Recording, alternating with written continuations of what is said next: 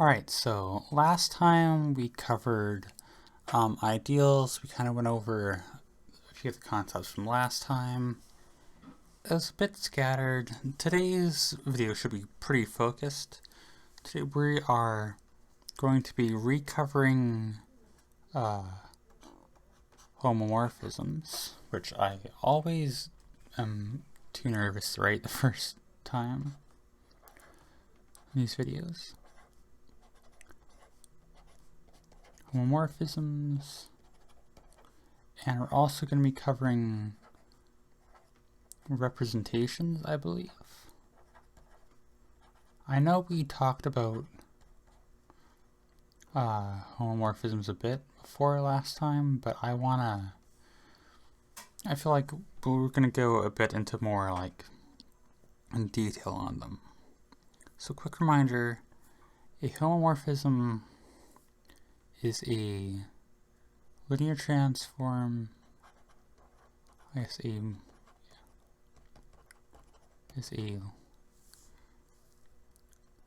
linear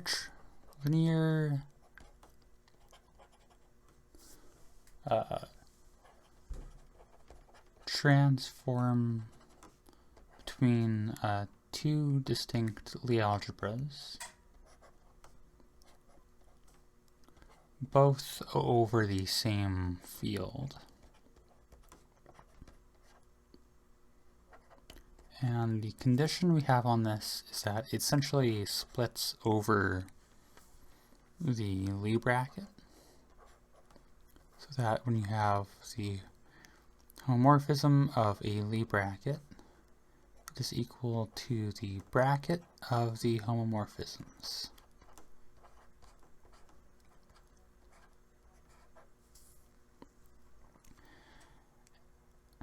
And in general, this is a homomorphism, and we have special cases as always. If it is, now they list here the special names for them. They have like an epimorphism, which is just surjective is the idea here. The more technical way of writing that is that the image of phi is the entire codomain. And we also have the technical name is a monomorphism,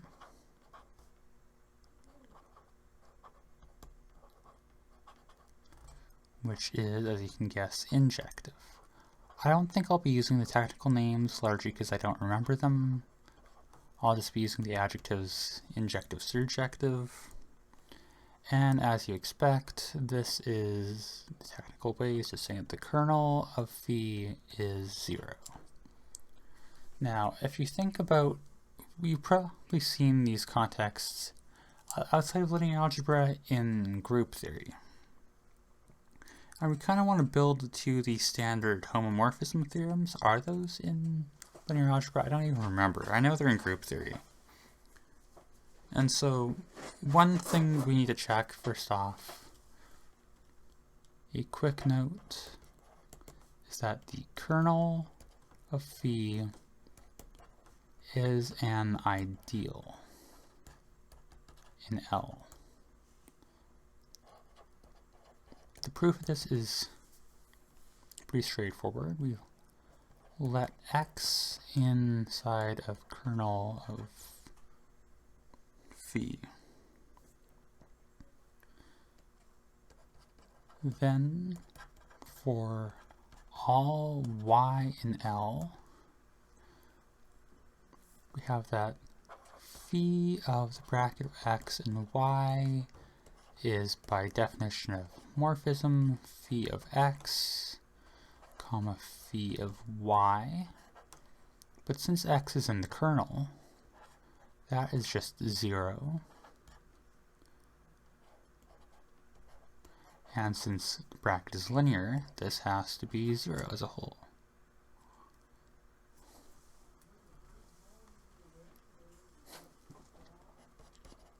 Thus, Yeah, and I guess I don't even, that's all I really need to write. So if x is in the kernel, the bracket of x with arbitrary y is also in the kernel. And another note is that the image of phi is a subalgebra. I don't believe it is a kernel in general in L prime. And of course, we have an isomorphism, which is what you would expect is a bijective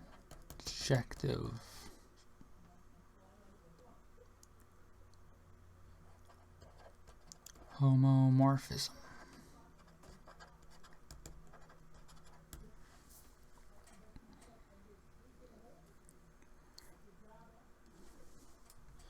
And in group theory, there is this kind of idea that every normal subgroup is the kernel of a homomorphism, and vice versa, and that applies here too. Another note.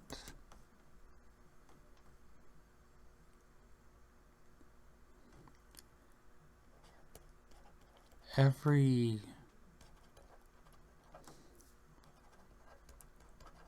morphism phi generates an ideal, which is the kernel of phi. Every ideal I generates a homomorphism phi, where phi of x is equal to x plus I.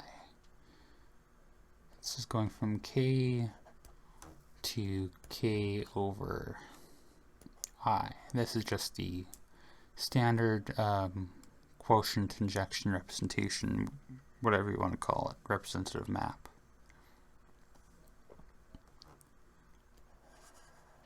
They just call it in the book here the canonical map.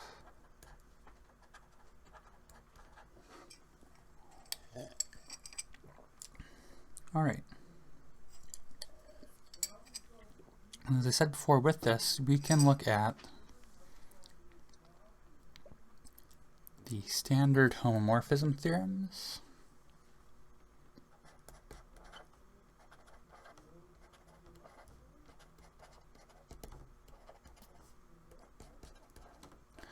And these are just kind of what you'd expect if you've ever seen these. First off, we have, and I'm going to be using phi as above. So we have let phi from L to L prime be a homomorphism where L and L prime are Lie algebras, as you would expect.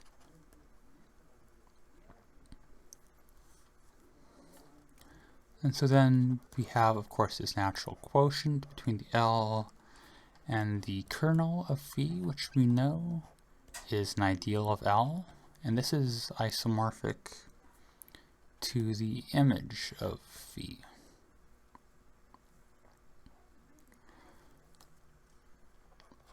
If I and L is an ideal included in the kernel of phi, there exists a unique map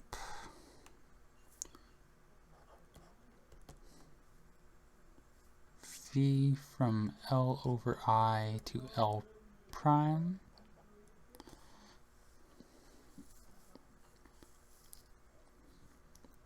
and this is of course a homomorphism such that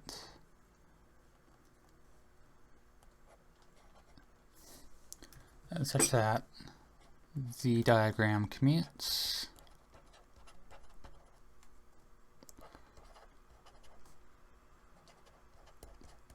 where the diagram, we've got L to L prime. This is our standard, this is the homomorphism we're talking about as above.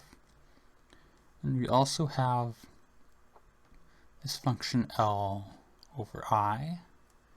And this is a unique map that we're finding here. And of course, then this is just going to be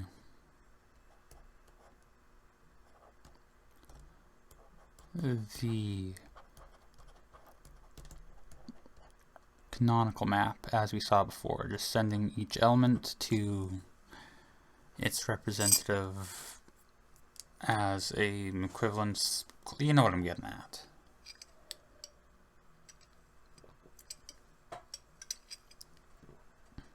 And so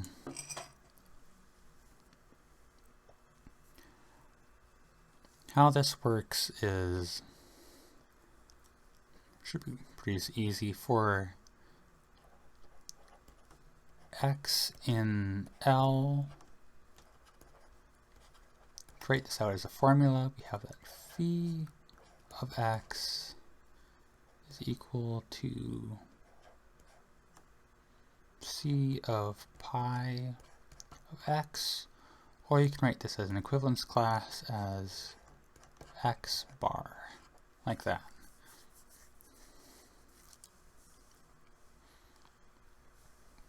Alrighty, so that's our first one. The other two are not quite as involved, but we should work our way through them anyways, I feel like. If I and j are ideals of a Lie algebra L, such that I is in J, then we have that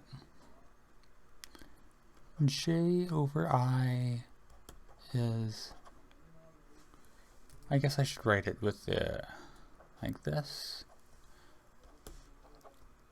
is an ideal of L over I and that their quotient is of course going to be isomorphic to L over J. I don't know what the protocol is with like diagonal slashes versus horizontal ones, but this is like what you'd see in a typical discussion of these theorems. And of course, once again, we have J ideals of L, then that I plus J over J is isomorphic to I over I intersect J. And they don't list proofs of any of these, but I think, you know, it's mostly just going to be like working through like bookkeeping, essentially working through the equivalence classes. Nothing too exciting. And so hopefully, man. So up next here, as I promised, we will be talking about representations.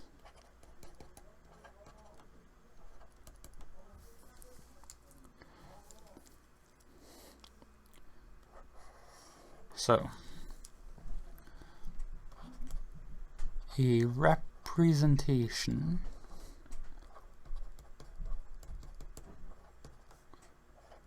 of a Lie algebra L is a homomorphism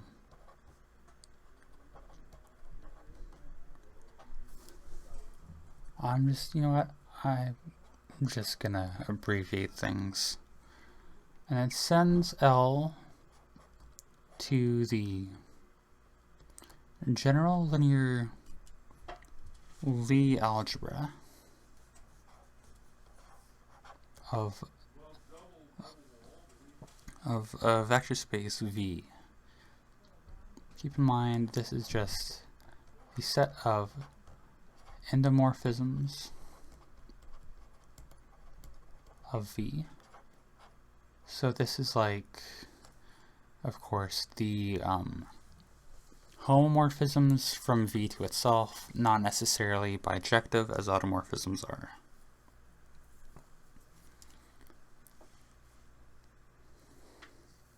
And it's worth noting here that, like I said before, early on here, we're going to assume that L is finite dimensional, so we have matrices and all that. There's no real need to assume that for V in this case. And if you recall, we've already seen a representation. We have the adjoint representation sending elements of L to the general linear Lie algebra of L.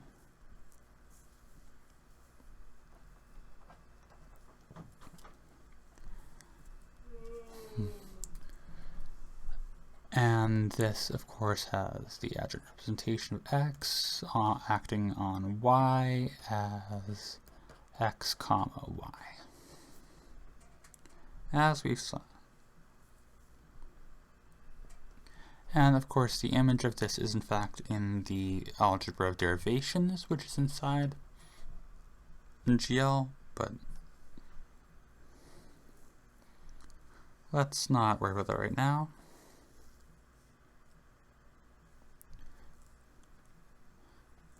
Now there's a question we have to ask here. Does the adjoint representation preserve the Lie bracket? Because keep in mind, for this to be a representation, essentially saying that this here is a homomorphism between L and GL. So let's test it out here. We have the adjoint representation of two elements, and it makes most sense to talk about them on the context of how they act on element Z. And so we get that the adjoint X of Y acting on Z, and of course minus the other way, because that is how we define the bracket in this context.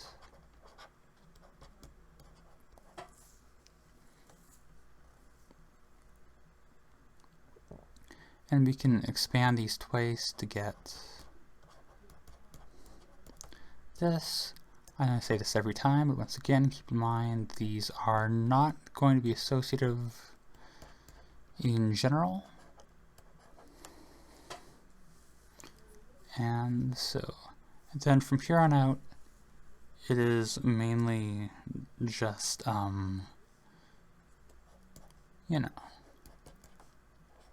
moving stuff around. We have by anti-symmetry. We can move this here, and then by the Jacobi identity, you can work this out to be this.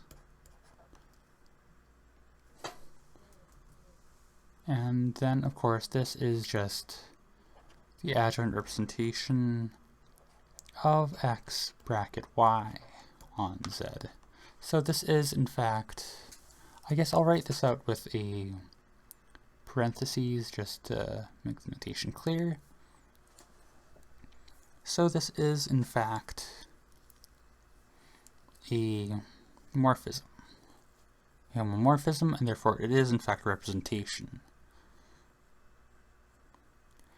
Another sample calculation we can do here is the kernel of the adjoint representation is a set of elements x in our algebra L such that the bracket of x and y is 0 for all y in L. And if you recall, that is just the definition of the center of L.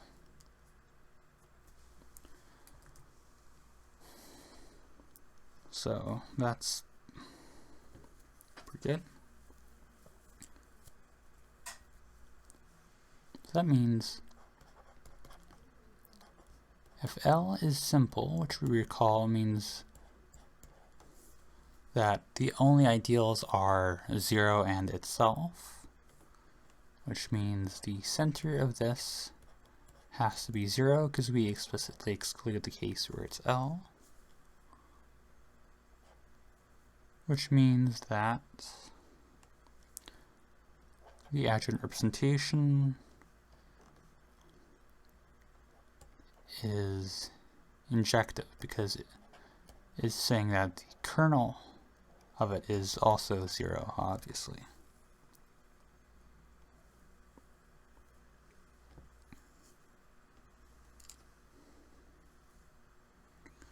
And this, it's saying here that this means any simple Lie algebra is isomorphic to a linear Lie algebra. I must have skipped over the definition of a linear Lie algebra, and I am skimming through my notes real quick to see if I can find. Yeah.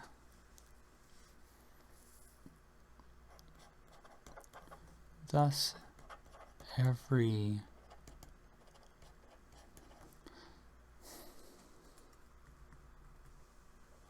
simple Lie algebra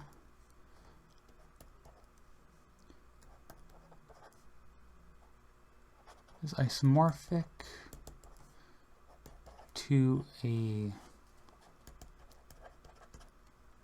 linear Lie algebra, where a linear Lie algebra is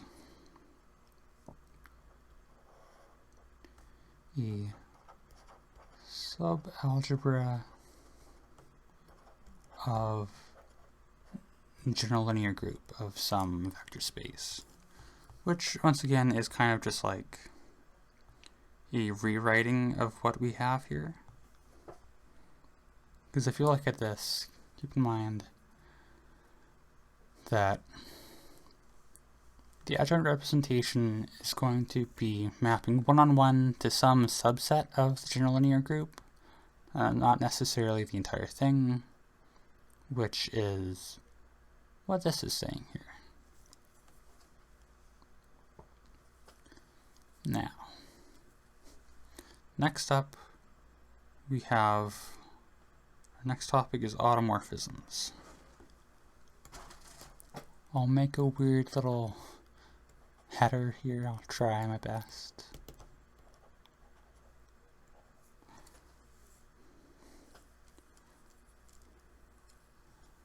Which, if you remember from group theory or whatever, automorphism is just a isomorphism from L onto itself. So it's just a bijective homomorphism into itself.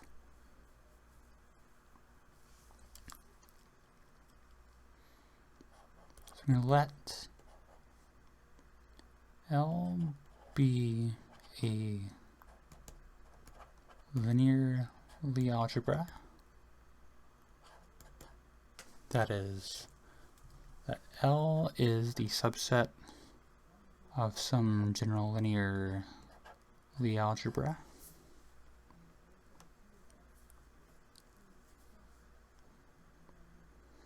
Then it says if G is the element of the general linear Lie group V,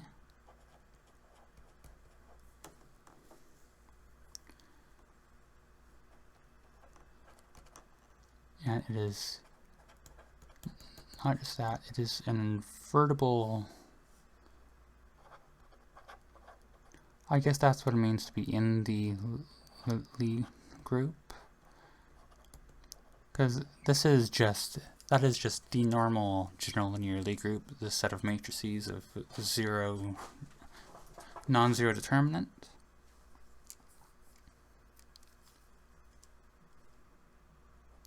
And if you also have this condition that I forget what you call this little setup here, you see it all the time. But if that preserves L as a whole, then is this conjugation, I think it's called? Then the map of X to the conjugate of X by G is an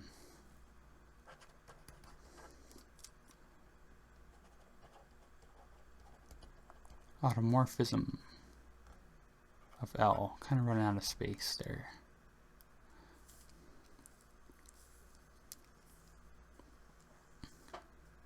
And there's a note here.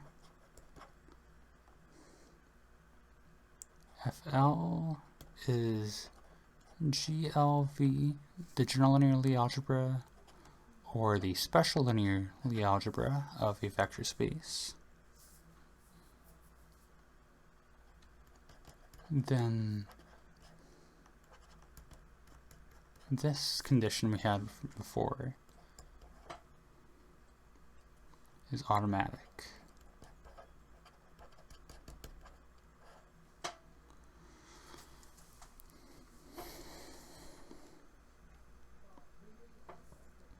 Now, we'll go off into a specific detail. To be honest, I don't quite know how this is going to be relevant yet, but we'll just power through it. So, we're going to go to a new case here. We're going to let F be a field with characteristic of 0 specifically. And we're going to pick an X in our Lie algebra L such that the adjoint representation of X is nilpotent, which, if you haven't seen nilpotency before, it is the standard definition. If you haven't seen that before, it means that if you repeat this function enough times, you compose enough times with itself, then it eventually just hits 0 for a non-zero amount of k times. And the reason we're doing this is because you see often, I don't know often, but you may have seen this idea of generalizing the natural exponential function to matrices. And because the adjoint representation is a matrix, we can essentially do that here as long as it bottoms out.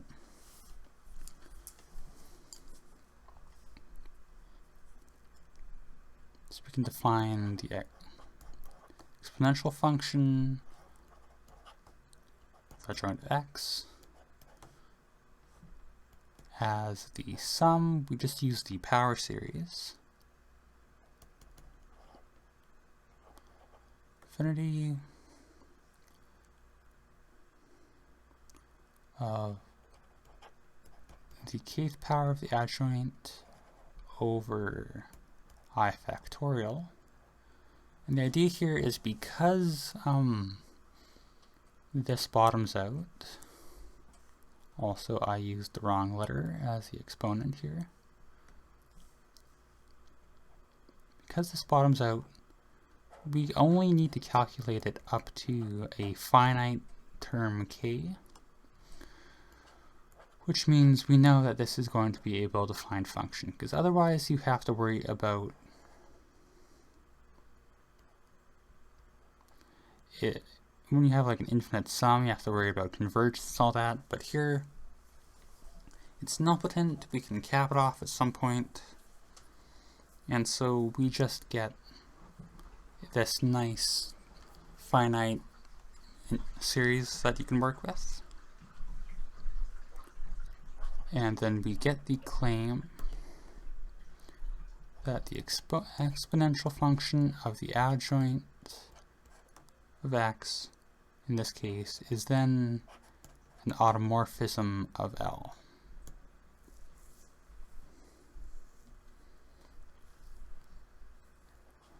And there is a general version of this with a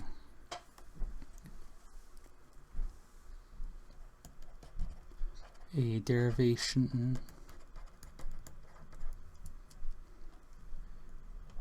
d instead of the adjoint, and this of course has to have all our standard conditions. That is, it's nilpotent. Now let's try to chunk our way through the proof here.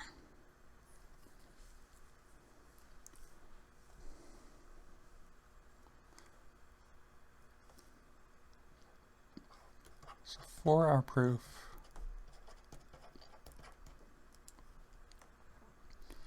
we're going to set delta equal to the adjoint representation of x, just for notational purposes, I guess.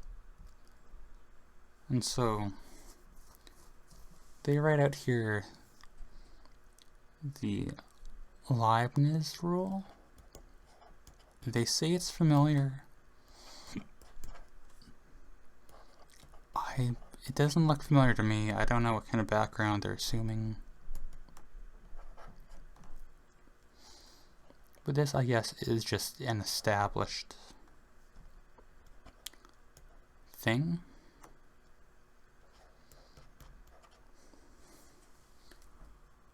This is working. I guess this is being applied. This is a function and it's being applied to an argument of x times y with scalar n factorial. And this is equal to another infinite sum here.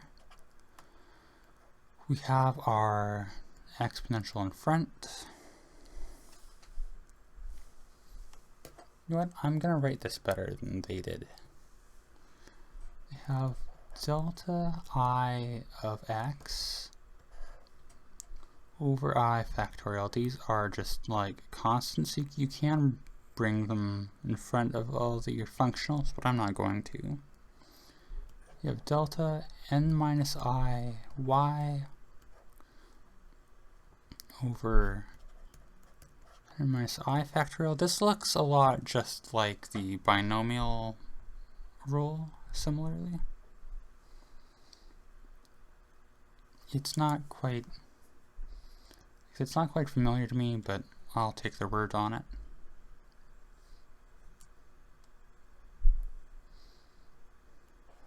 And I guess we also have the assumption that k is our value, where delta of k is 0. And then we have that the exponential function of delta of x times the exponential function of the delta of y. And so first off, we're just going to expand these by definition. So this is just going to look like our formula here.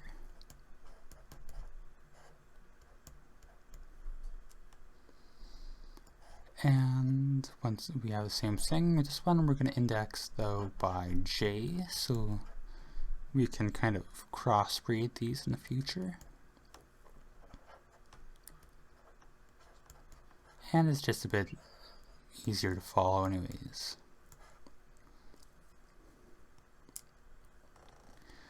And they give without explanation this reframed like this. I guess we're indexing with n now.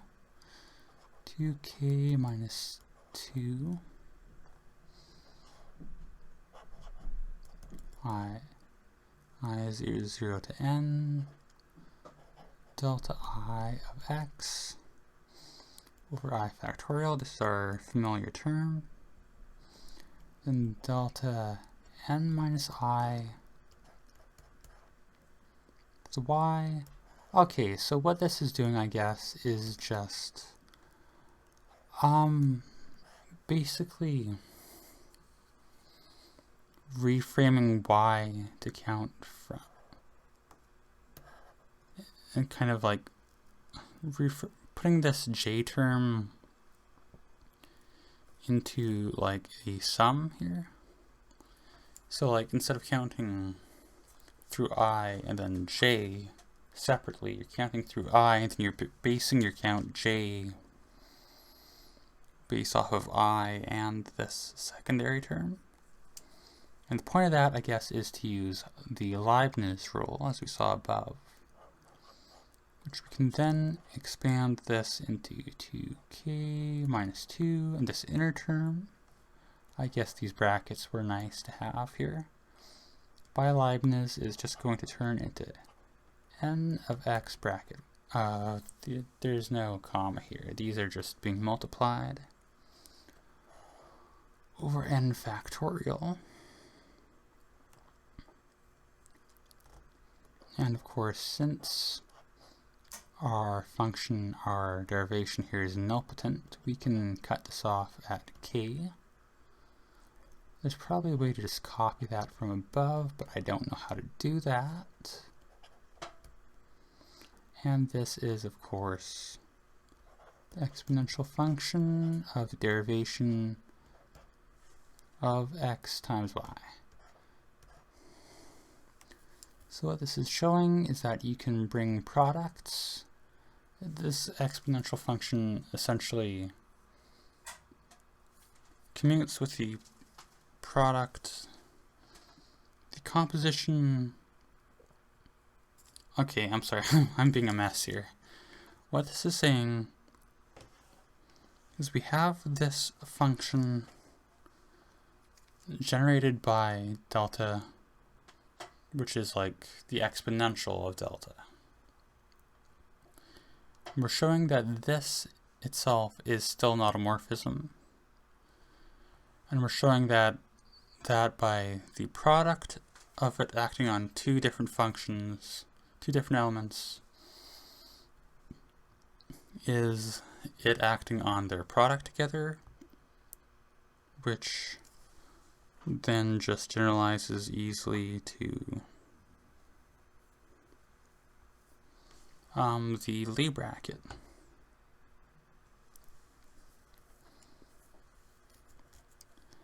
And it says here that the exponential function of delta is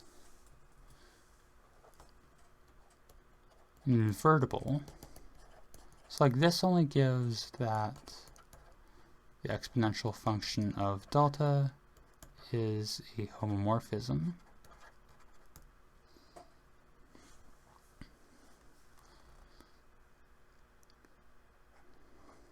By constructing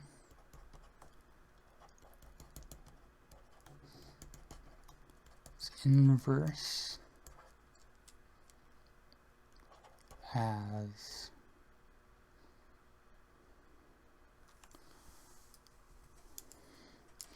one minus eta plus eta squared minus eta cubed all the way up to eta k minus 1, where eta is just the exponential function of delta minus 1.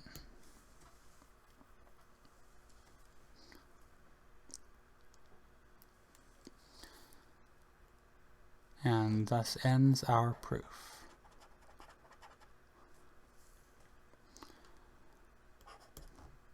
Automorphisms of the form of the exponential function of the adjoint representation of some element, where this is, of course, nilpotent, are called inner. Seems to be a common term to call things in math.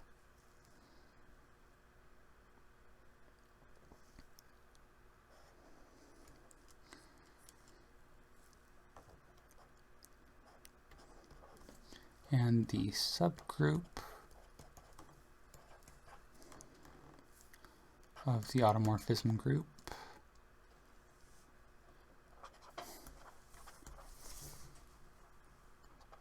generated by the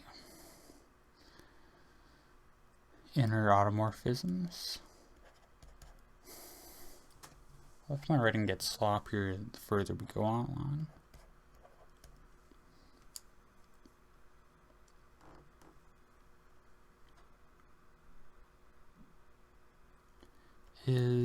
And this is denoted as inner of L.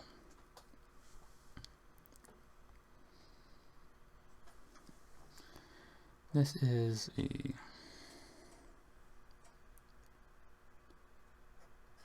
and this subgroup here is a normal subgroup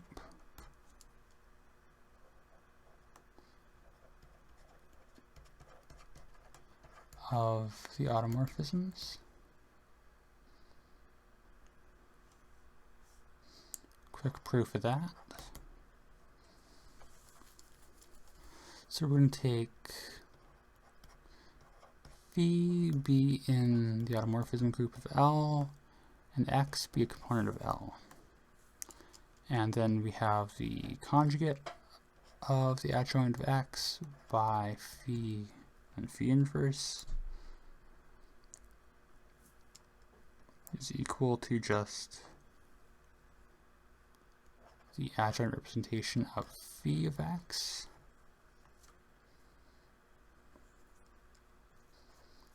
And so this all holds for the exponential case.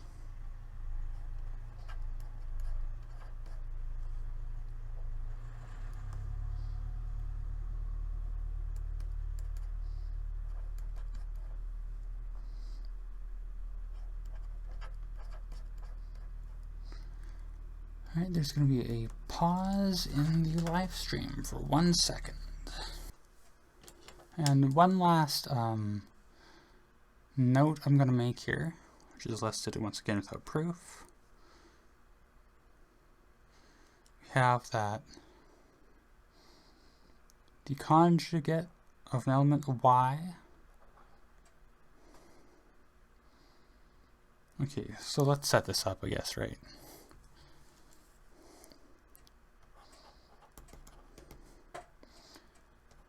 If L is a linear Lie group, I mean algebra, sorry.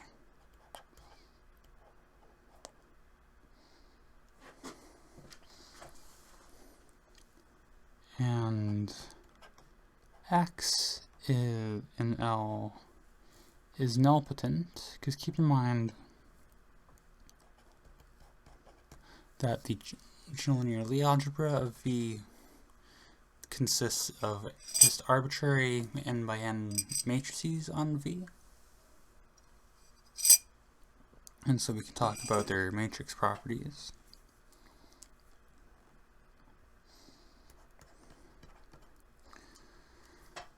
Then the exponential of x times y times the exponential of x inverse, that inverted, is equal to the exponential of the adjoint representation of x on y, which is a bracket of x and y, of course.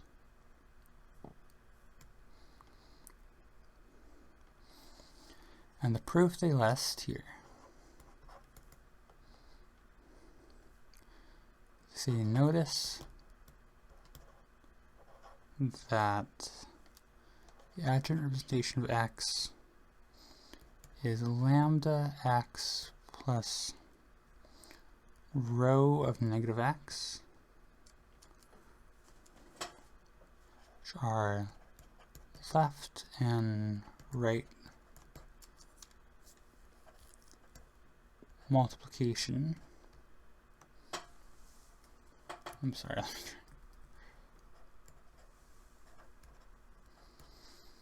So this is essentially x times, if you're feeding in some element y, the lambda x is going to be, lambda x of y is x times y, and rho negative x of y is going to be negative y times x.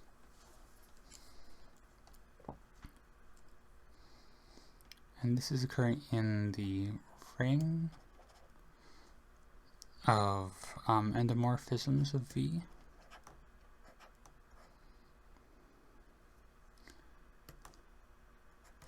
And then we have that the exponent of the adjoint representation of x is equal to the exponent of lambda x times the exponent of rho of negative x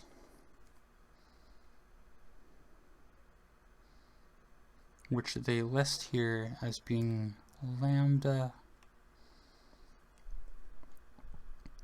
of the exponent of x times rho of the exponent, oh no, sorry, times rho of the exponent of negative x.